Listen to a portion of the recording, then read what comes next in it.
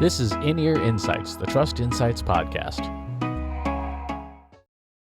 In this week's In-Ear Insights, we are talking all things TikTok, the one of the largest, fastest growing social networks as of last couple of years, projected according to I believe it was either Gartner or IDC or somebody, to reach 1.5 billion users, putting it squarely within Facebook's league. It also, according to eMarketer recently, has the highest engagement time of any social network. People spend more time on TikTok than they do any other social network. So today I figured we'd take some time to talk about what analytics are available and what we should be thinking about with the data. So Katie, to start us off, you recently signed up for it. I've been out for a while. What have you been finding, and what are your first impressions? My first impression is that I am not the end user of TikTok. Um, I signed up purely to understand what the platform was. And to me, it looks sort of like this mashup between Vine and Instagram. And so basically, it's just videos with some hashtags, music, and maybe an annoying voice. And so I'm not the end user. I'm going to be completely honest. I am not the end user. It's not my jam. I have a completely private account, so you're not going to find it. I'm not going to post anything. I don't I don't understand it. I don't understand the appeal of it. I don't see why this is an entertaining thing. I'm aging myself. This is just not my thing. I also didn't have a MySpace. I also signed up for Facebook super late and I barely use it. I have a Twitter account that I just can't get into. Like, I am not the end user for these things. That said, I get it. I get why it's a powerful tool for marketers. I get why it's really good for companies. And so, from that perspective, I can take my personal feelings out of it. And then my curiosity is piqued of like, okay, so what do I know about this? What can I do with the information? And so when I'm looking at it from a user, I see things like follower numbers, I see things like likes, I see chats. And so to me, those are standard metrics for pretty much any social media account. So I would expect to see those, in my suite of data if that's available to me. So I guess my first question for you, Chris, is what's available to the users of TikTok? What's available to the content creators? Because it wasn't clear to me as a content creator where I could get that data. This is a really good point, and the answer is very little is available to content creators other than sort of ad hoc stuff. So if you publish videos, you get analytics about your videos, the number of views, the number of digs is what they're called, but there's basically a thumbs up or a likes, shares, comments. You get a few insights about how the video performed relative to others, and then there's within the application itself, it's very, very hashtag and topic driven, right? So Mm. you would put in things, from the sort of the top keywords, like, for your page, or specific topics. And that's where the biggest gap is right now for us as marketers. We don't have good insights into what is working with a topic in the same way that like we would with SEO, where we can go to a keyword tool and put a bunch of stuff in.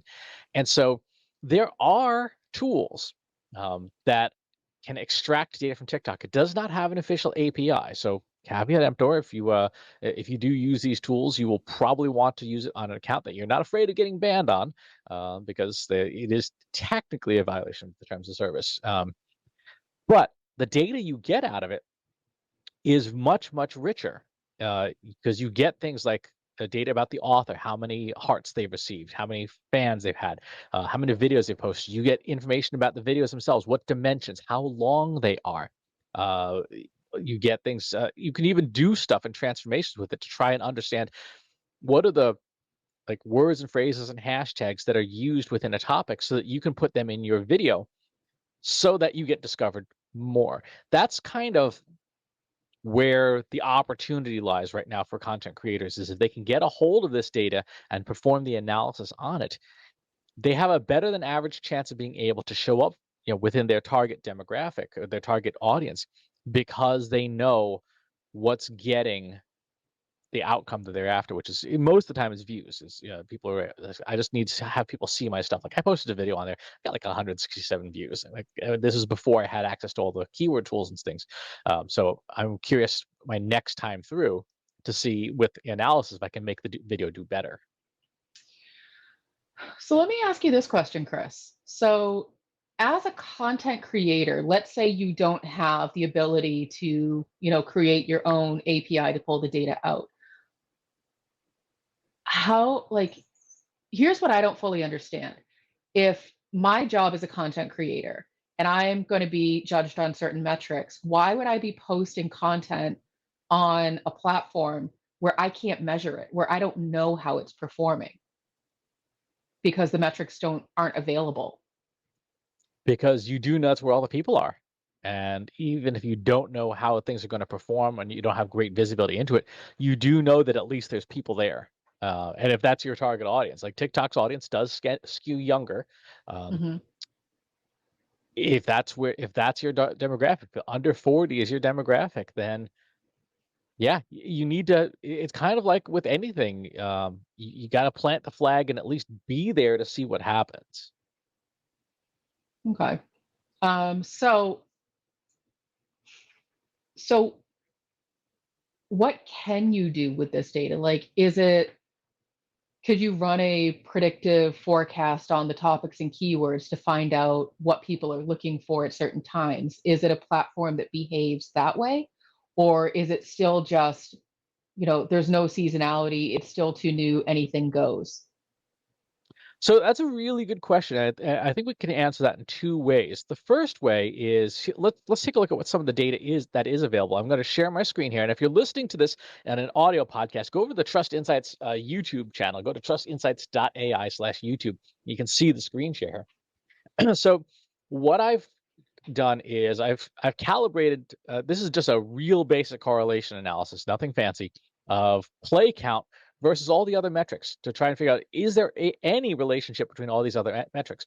Digs, which is likes, shares, obviously have extremely high correlations. Comments do as well. Your popularity as an author, if you are a already well liked author, your stuff will do better. So that's kind of a catch 22. And then you can see a bunch of things here. This is an analysis I did of some flower stuff. So over the weekend, I was talking with a friend of mine who's an independent solo proprietor florist in France, and she's trying to figure out, like, how do I use things like TikTok to promote my business. I said, well, let's take a look out of curiosity at things like flowers and florists and stuff as a hashtag on TikTok, extract the data and see what is in there. So what I did is I recycled some code that we wrote actually for Instagram a couple of years ago and said, show me the top 100 hashtags in this big pile of videos, and then let's go through and tag all the videos by how many times they contain each of those words. And then let's do a correlation to say, okay, if you use this word, what is the relationship between any given word and the response variable, which in this case is views. And we see here things like flower, roses, for you, the meta hashtag, floral, DIY. These are terms that occur in videos whose performance, these terms have something of a correlation to the performance. Now, from there, you can get like super fancy if you have access to it. Tools like IBM Watson Studio, for example, saying, okay, tell me in a more sophisticated way, not just a basic correlation, what are the things that lead to or potentially could be causing high video play performance. And one of the interesting ones that popped out was tulips. And I asked my friend, I said, this is not something, I don't know flowers. I know they grow in my yard, and that's really about it. I don't know what they mean. What do you interpret this? And she said, tulips are what people give when they don't want to give roses, particularly in Europe, but in general, she said that's and all the different colors have similar meanings. And she said it's not surprising to see that's the case. And so she's going to try posting some videos of various tulip arrangements. But from our perspective as marketers doing analytics, this kind of insight tells us, okay, here's some things we can now go test, right? We can go try it out and see if it works. So if I were to do this for, say, analytics or consulting or HR, we could see what terms came up. And then if we were making videos about that, we could put those terms in and see how well they performed. So that's part one. Did I miss anything there so far?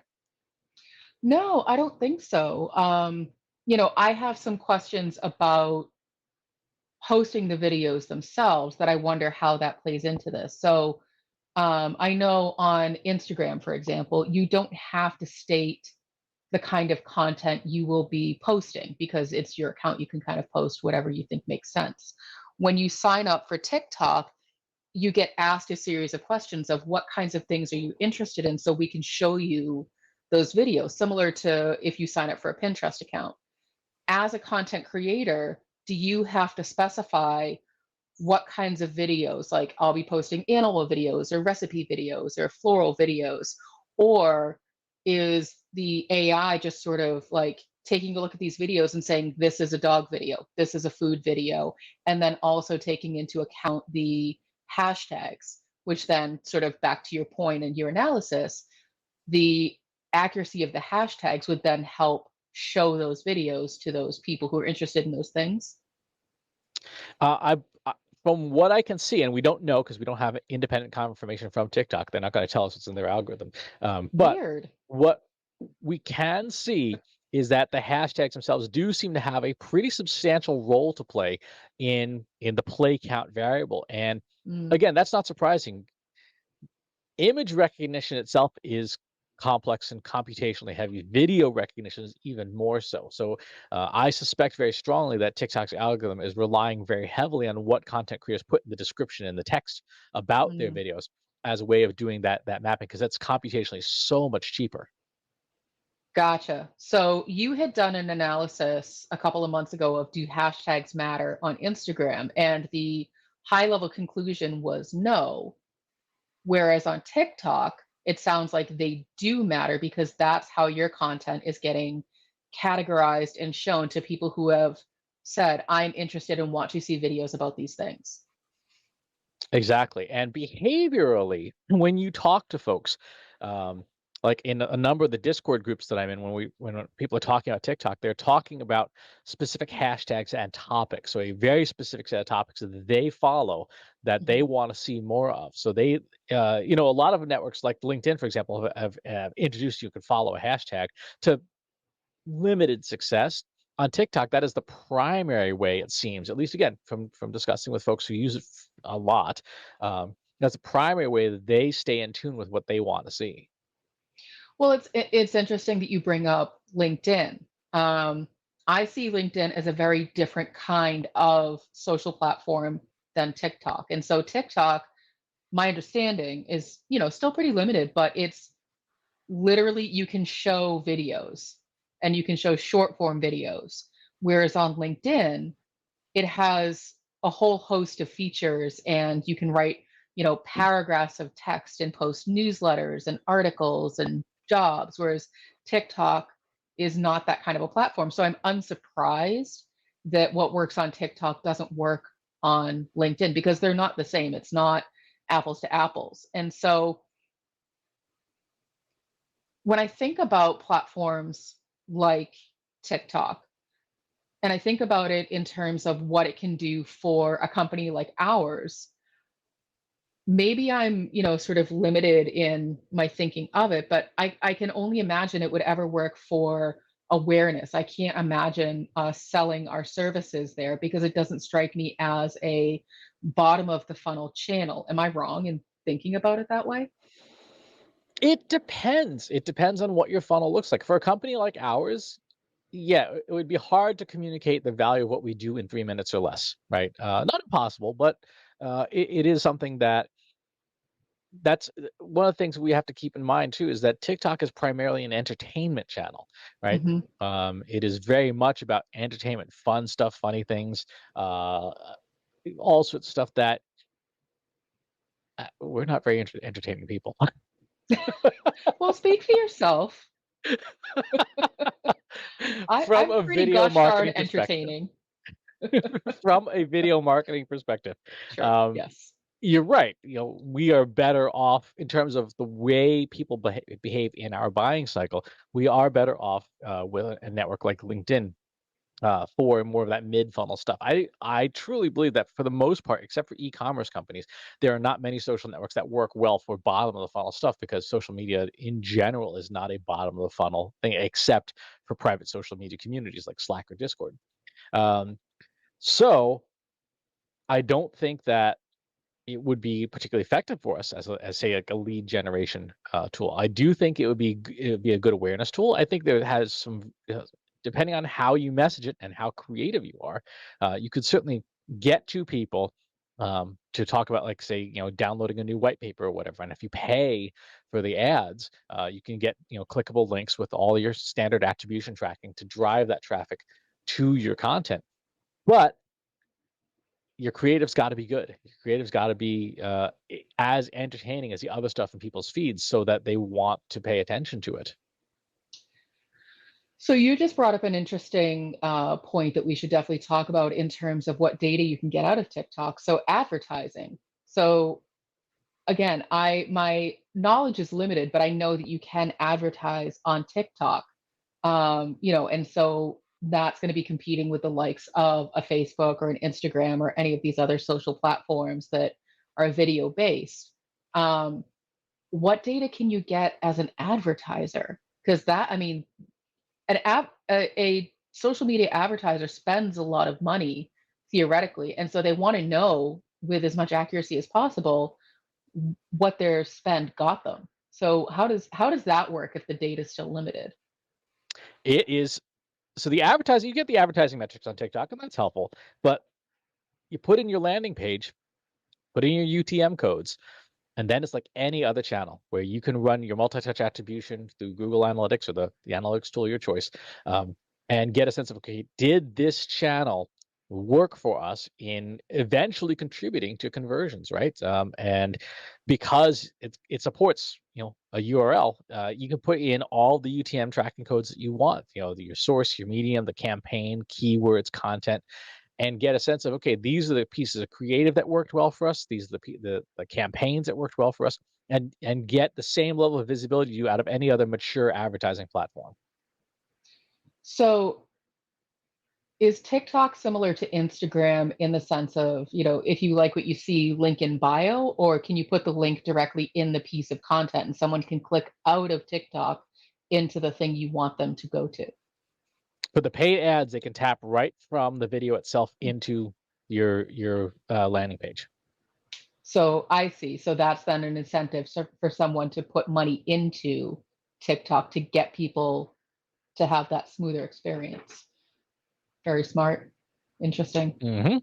Exactly. And so to answer part two of your question, even though TikTok has its own hashtags and its own ecosystem, we know that at the end of the day, it still is human beings Mhm. consuming the content. And so any data that you have in terms of predictive forecasts for like keywords in SEO will have some spillover effect on TikTok, because if people are thinking about uh, tulips right now, um, there's a very good chance that that search interest will translate into interest in the same topic on any social network, because Mm. we're humans, right? So we're thinking about the thing, we're going to go and consume the thing on YouTube, on TikTok, on Facebook, on Twitter, wherever it is.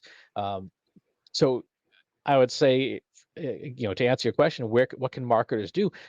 Look at your existing data, and the surveys that you run with your audience, the polls, the questions, the one-on-ones, the focus groups, with the feedback you get in Discord or Slack. All that stuff can inform your content strategy, and then you just have to figure out the creative aspect for what makes TikTok say different than Facebook. Your Mhm. creative will be different, but the interest, what the audience wants, is pretty consistent. Gotcha. It's just one of those. Social media in general is just one of those things that I've never really been able to get behind for myself personally.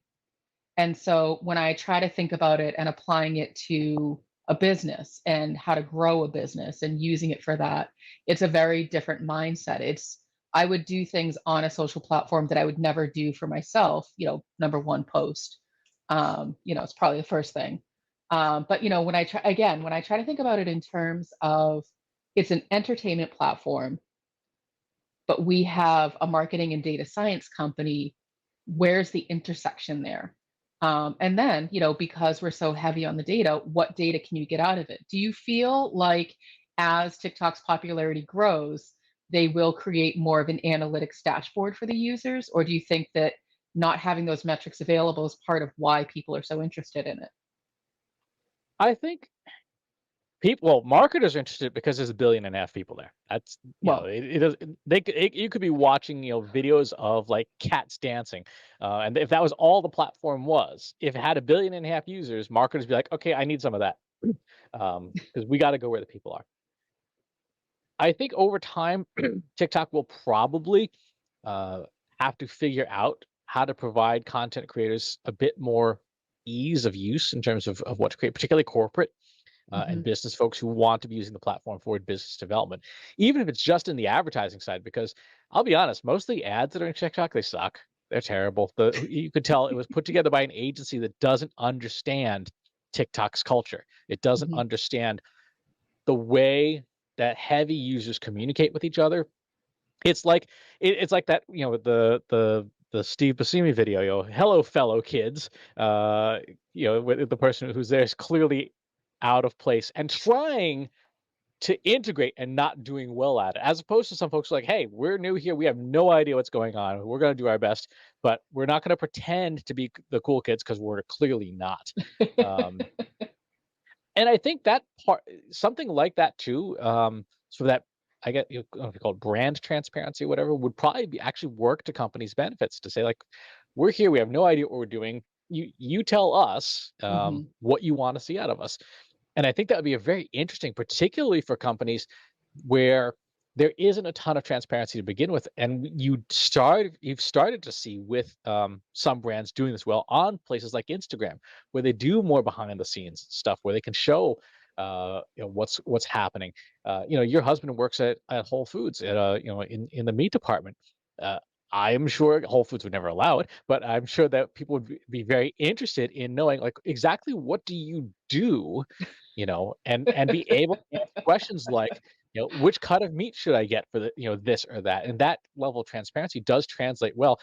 mhm. I think, again, this is not something that I could see either of the two of you putting together a TikTok channel for, but you could see your husband doing an entire series of grill fails. Like, here's all the ways people just screw things up, and, like, don't do this, and just have them, yelling at the camera, don't do this, that's wrong.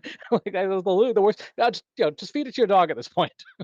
So basically, it would be him giving me a task and then him filming me trying to complete the task on a grill, starting Exactly. with Exactly. probably burning my fingers trying to light the grill. Exactly. But when you look at the different types of content that tend to perform well, it is all entertainment.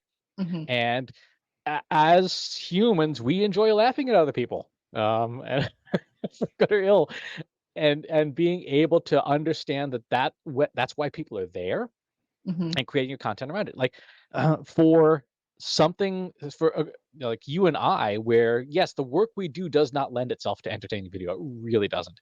Um, but us literally just sitting here ranting about just the 22 things that people just do wrong consistently. Like, this is just the dumbest thing. Don't do this. You're an idiot if you do this.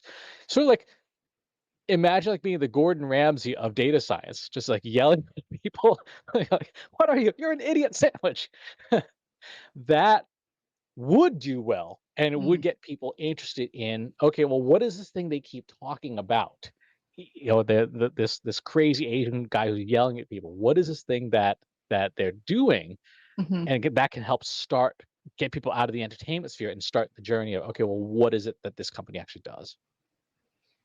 That's an interesting way to think about it, and I think for B2B marketers in general, we don't see ourselves as like the work that we do very entertaining, but if you put the human element back into it, that in and of itself could work. Now, as we're starting to sort of, wrap up the conversation, I want to sort of go back to something that you've said a couple of times about, the 1 point however many billion people who are on the platform, and marketers want a piece of it.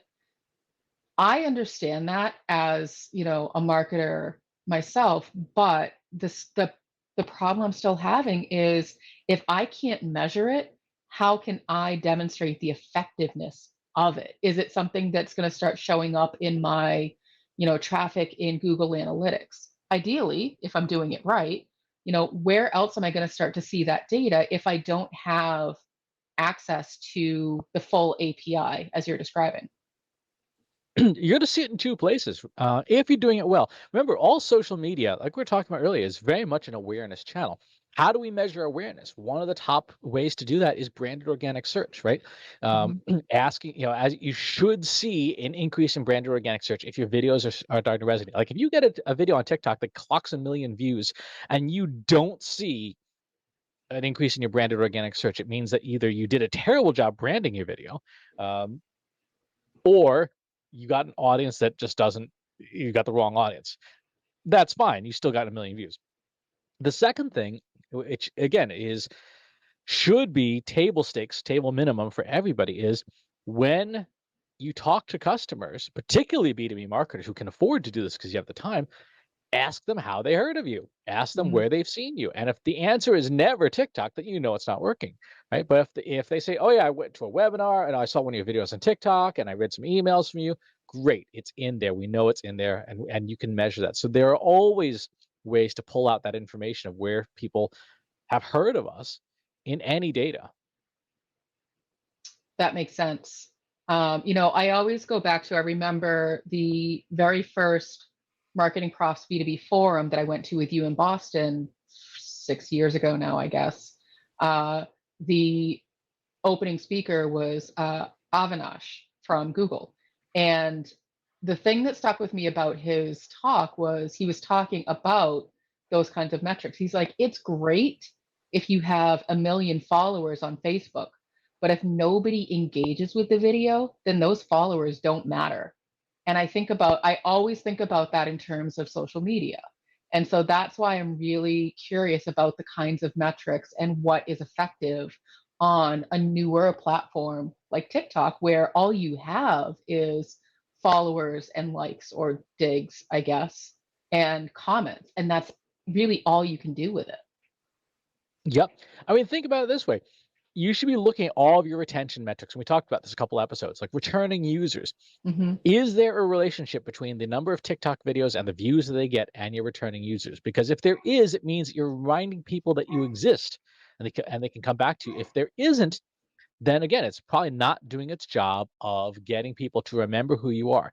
Awareness channel, retention channel, just keeping your place in somebody's brain in an increasingly cluttered world is what these channels are supposed to do, and there are clear straightforward ways of measuring that. So that's, I think, where we should wrap this up, is to say, look, everything is measurable, but the measurements in particular for TikTok that really work are the ones that work for any awareness channel: branded organic search, returning users, and asking people how they heard of you. And if the answer is never ever the channel in question, then you know the channel's not working.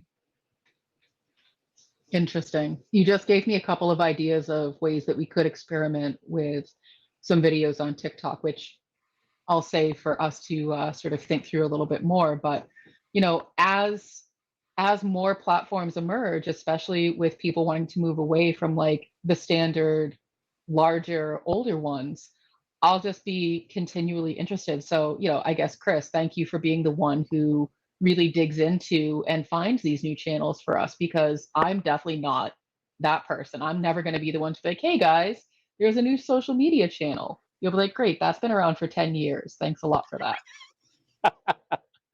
If you've got tips that you want to give on TikTok or a social media channel we have not heard of, pop on over to our free Slack group. Go to trustinsights.ai/analytics for marketers, where you and over 2,200 other marketers are asking and answering questions all day long. And wherever it is that you watch or listen to the show, if there's a channel you'd rather have it on, except for Facebook, go to trustinsights.ai/TI podcast, where you can find us on most other channels.